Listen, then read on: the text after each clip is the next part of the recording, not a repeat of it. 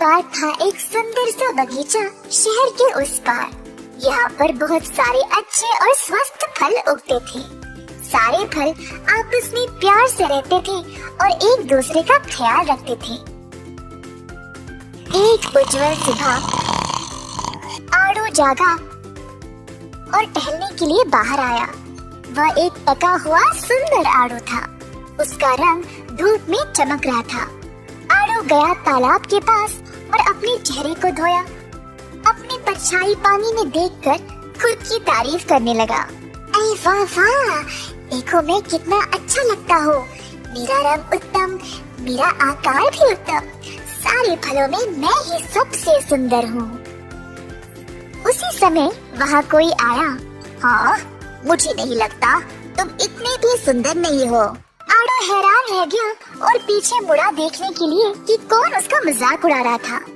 वहाँ खड़ा था एक बड़ा चमकीला सेब। सेब का रंग था गहरा लाल और जो भी उसको देखता उसको जरूर खाना चाहेगा। उसके सिर पे थे छोटे कोमल पत्ते जिससे वह और रंगीन लग रहा था। क्या तुम्हें लगता है मैं अच्छा नहीं दिखता हूँ? फिर कौन है सुंदर? और कौन? मैं। तुम मजाक कर रहे हो? हम दोनों के बीच में मैं ही ज्यादा खूबसूरत फल हूँ। हमारी परछाइयों को तो देखो पानी में, फिर खुद बोलना। मुझे देखने की कोई जरूरत नहीं है। बिना शक के मैं ही अच्छा दिखता हूँ। चलो अब हम बहस किए बिना बाकी फलों से पूछते हैं। अब वही असली जवाब बताएंगे। हाँ क्यों नहीं? तो आड़ू और सेब ने सारे फलों को एक बड़े से पेड़ के पास जमा किया। सब फल आ जाओ इधर। आज हम पता लगाएंगे कि सबसे सुंदर फल कौन है, मैं या आड़ू। तो इस बात का निर्णय लेने में आप सब मदद करेंगे और इस मसले का हल बताएंगे। मुझे लगता है कि मैं सेब से भी ज्यादा सुंदर हूँ। मैं 1000 वजह बता सकता हूँ कि क्यों मैं ही सबसे बेहतर फल हूँ। और कुछ ही देर में दोनों के बीच फिर से बहस शुरू हो गई और बाकी के फल बस खड़े होकर तमाशा देख रहे थे। किसी के पास भी तुम्हारी 1000 वजह सुनने का समय नहीं है। मेरी तरफ बस एक बार देखते ही कोई भी बोलेगा कि मैं ही सबसे सुंदर हूँ। हमारे रंग तो देखो, मैं गहरा और चमकीला हूँ, पर तुम्हारा रंग इतना फीका और बेजान। ऐसा करते करते अब आड़ू और सेब की बहस खतरनाक लड़ाई में बदल गई। बाकी के फलों का कोई दिलचस्पी नहीं थी इस बात में। बस यही देखने खड़े हुए थे कि अंत में होगा क्या। आधा दिन बीत चुका और कुछ फल उब गए और वहाँ से चले भी गए। जरा देखो तो, कुछ फल तो तुम्हारी बकवास सुनकर चले भी गए।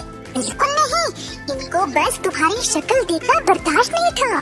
तंग आकर एक काले जामुन ने अचानक से चिल्लाया। हे, बस करो तुम दोनों। इस बेकार बहस से तुम्हें कुछ नहीं मिलेगा। अपनी लड़ाई छोड़ो और आपस में हाथ मिला लो, तभी खुशी से रह पाओगे।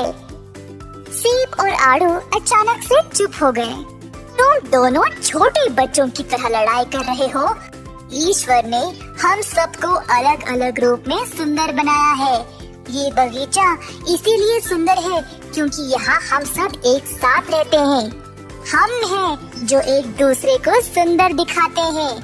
यहाँ पर कोई भी किसी से ना कम है ना ज्यादा। तो अपनी लड़ाई बंद करो और दोस्ती कर लो। मैं ये बहस फिर से नहीं सुनना चाहता, समझे? आड़ू और सेब को अपनी गलती का एहसास हुआ और इतना बड़ा तमाशा खड़ा करने का बुरा लगा। मुझे माफ करना, मैंने तुमको बुरा कहा। वैसे तुम अच्छी लगते हो, मैं तुम्हें तंग नहीं करना चाहता था। नहीं, गलती तो मेरी है। मैं घमंडी बन गया और मुझे लगा कि मैं ही सबसे बेहतर हूँ। इस बगीचे में तो तरह तरह के फल हैं और मैं सबसे अच्छा तो हो ही नहीं सकता। सेब, तुम भी बहुत अच्छी लगते हो। चलो अब सब भूलकर दोस्त बने रहें। सब कुछ वैसे ही ठीक रहेगा। आड़ू और सेब ने हाथ मिलाया और एक दूसरे को गले से लगाया। बाकी के फलों ने उनके लिए ताली मारा। सब कुछ पहले जैसा ठीक हो गया, सुंदर और शांत। इस कहानी से हम ये सीखते हैं कि अक्सर सबसे बड़ी बहस असल में तुच्छ बातों पे ही होती है।